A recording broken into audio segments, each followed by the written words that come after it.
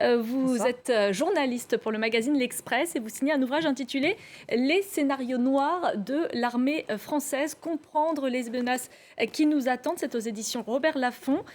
Concrètement, vous avez recensé les principaux points chauds actuels dans le monde et réfléchi aux situations qui pourraient pousser la France à devoir Mmh. intervenir militairement dans les 6 prochaines années. Pour cela, vous avez rencontré des dizaines de chercheurs, de diplomates, de politiques, de militaires. Tout d'abord, est-ce que tous les scénarios envisagés dans ce livre, il y en a 11, sont vraiment plausibles? Alors, pour être très clair, ces scénarios, c'est, de la prospective. Ça veut dire que c'est pas des prévisions, c'est pas Madame Irma, c'est vraiment quelque chose qui est scientifique dans la mesure où, comme vous l'avez dit, j'ai interrogé des dizaines d'experts, en fait 106 pour être précise, et donc ce sont des scénarios qui sont en grande partie étudiés par l'armée ou qui les préoccupent. C'est-à-dire que ce sont des scénarios où on m'a expliqué que l'armée, en fait, fait un énorme travail de prospective depuis des années. Ils travaillent sur des plans, ils font des exercices, parfois en dur même. On l'a vu l'année dernière avec l'exercice Orion sur tout le territoire français. Et ensuite, il y a des scénarios où les gradés sont préoccupés. C'est par exemple le cas avec la Nouvelle-Calédonie, qui n'était pas un scénario prévu au départ, et où un jour, un militaire m'a dit, vous savez, nous, ça nous inquiète, le risque de débordement. Et on l'a vu, il ne s'est pas vraiment trompé à la vue des débordements qu'il y a eu effectivement en mai. Alors, vous parlez de 11 versions de cauchemars militaires. On ne va pas avoir le temps de toutes les traiter. Vous évoquez évidemment la Nouvelle-Calédonie dans ce livre.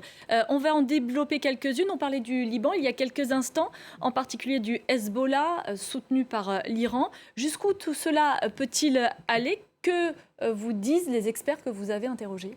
Alors, le Hezbollah et le scénario Iran, c'est un scénario embrasement du Moyen-Orient qui est très intéressant parce que quand j'ai fait ce travail, j'ai cherché vraiment tous les points chauds où l'armée française avait des militaires, avait des forces engagées et où elle était vraiment susceptible d'entrer et de prendre part à un conflit. Alors, pas en dur forcément, pas forcément dans une guerre conventionnelle avec des adversaires, mais tout simplement parce qu'elle fait du maintien de la paix, par exemple. Or, il se trouve qu'au Liban, il y a effectivement des militaires français sur la frontière sud, avec la FINUL, qui est une organisation de l'ONU. Il y en a 700.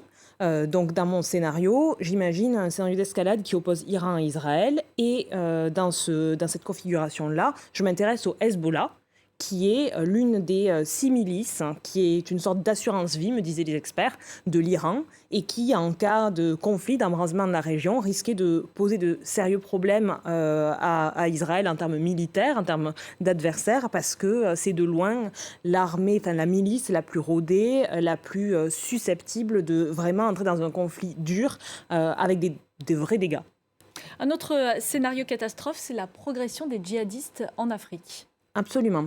En fait, je voulais faire un scénario qui est un scénario de domino pour expliquer comment la disparition progressive de la France pouvait avoir un impact sur le territoire africain. L'idée, c'était non seulement de montrer le risque sécuritaire, mais aussi de montrer les raisons pour lesquelles l'armée française devait partir, pour des raisons politiques et des raisons aussi historiques, le poids de notre héritage colonial. Et donc, dans ce scénario-là, je joue la montée du djihadisme et sa propagation, parce que c'est quelque chose qu'on voit déjà aujourd'hui en Afrique, hein, avec notamment des attaques. Il y a une attaque tragique récemment dans un lycée de l'Ouganda. Et dans ce scénario-là, mes experts m'expliquent qu'il y a un vrai risque avec le départ des forces internationales, d'avoir des armées locales, les organisations paramilitaires qui sont déjà présentes en Afrique être dépassées et d'avoir vraiment une somalisation, voire une syrianisation de tout le Sahel qui serait aux mains des djihadistes avec éventuellement des régimes putschistes qui nourraient des alliances locales avec les djihadistes pour les maintenir au pouvoir. Et la France qui aurait du mal, dans cette situation, à intervenir du fait de son Absolu passé notamment. Absolument, et aussi du fait que tout simplement, elle est en train petit à petit de disparaître de la carte en Afrique en termes de présence militaire, parce que il y a eu une dépêche cette semaine de l'AFP qui disait que apparemment la France va petit à petit réduire ses effectifs, notamment au Sénégal, notamment au Tchad, des endroits très importants, et peu à peu s'effacer militairement.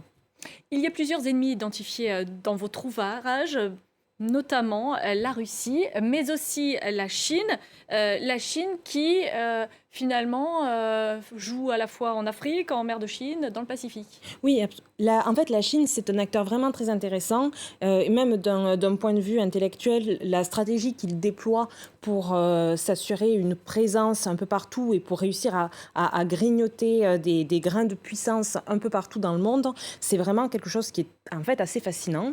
On a une présence chinoise dans le Pacifique parce qu'ils cherchent, avec les routes de la soie notamment, à étendre économiquement leur présence. On a une présence chinoise en Afrique aussi sur des investissements économiques mais militaires.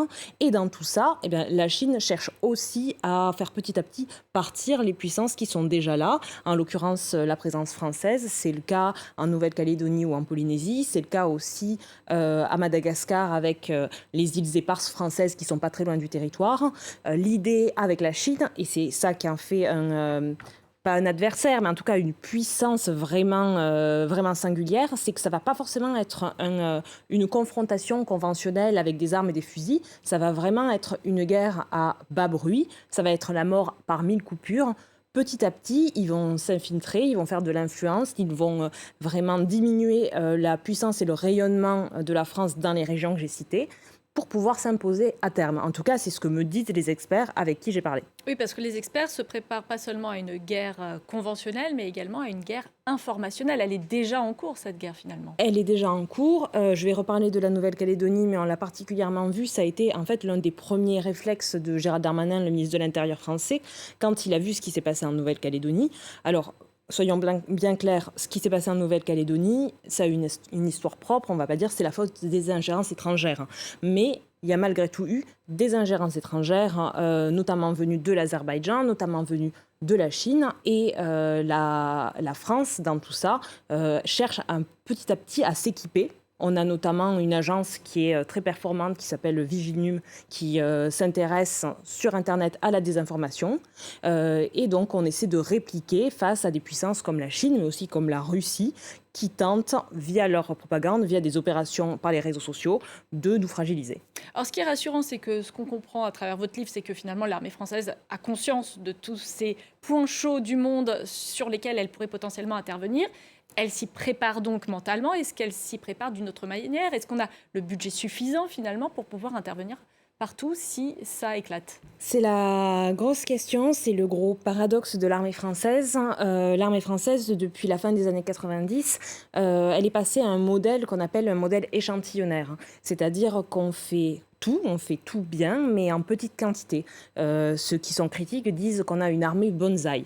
Donc quand on doit en plus tout faire sur énormément de terrains différents, 11 scénarios, ça veut dire une présence partout sur la planète, en fait, presque, et ben forcément, on se heurte à des difficultés, notamment des difficultés de budget. Surtout qu'il ne faut pas oublier que là, on a voté l'année dernière une loi de programmation militaire conséquente. Elle est à plus de 400 milliards d'euros. Mais il y a aussi une grande part de cette loi de programmation militaire qui est consacrée à notre assurance vie, qui est la dissuasion nucléaire. Donc, en fait, la France est face à des impératifs contraires, qui est, elle doit maintenir sa dissuasion nucléaire, elle doit maintenir son armée de terre, elle doit maintenir sa marine, notamment dans le Pacifique. Et face à ça, les budgets ne sont pas extensibles et la population française pense aussi qu'il faut donner de l'argent à l'éducation, donner de l'argent à la santé. Et n'a pas forcément conscience des menaces, Absolument. Finalement, et des risques qui... D'où la volonté de l'armée française de communiquer. Moi, je dois avouer que j'ai été assez surprise de la facilité avec laquelle il m'ouvrait les portes et avec laquelle il me parlait. Ce sont des sujets qui sont difficiles, ce sont des sujets qu'il faut prendre avec des pincettes parce que c'est de la diplomatie aussi. Mais ils ont été très ouverts. Ça, il faut le relever parce que c'est un changement de doctrine de l'armée française. On a longtemps surnommé l'armée la Grande Muette.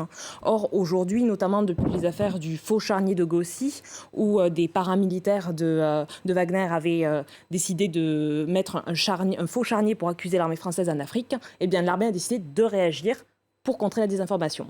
Merci beaucoup Alexandra Saviani d'avoir été notre invitée sur France 24. On poursuit avec l'actualité.